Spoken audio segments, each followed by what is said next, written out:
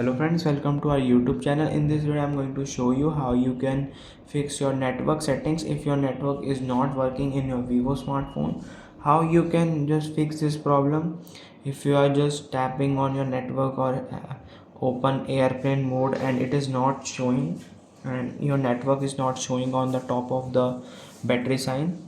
How you can just fix it. Before watching this video, if you have not subscribed to our YouTube channel, then subscribe to it and like our video. So let's start. First you have to go to the settings option like this, then swipe down. Let's open the system setting, and friends, you can see the system setting is open, and now you have to click on reset option, and then there is a reset mobile network.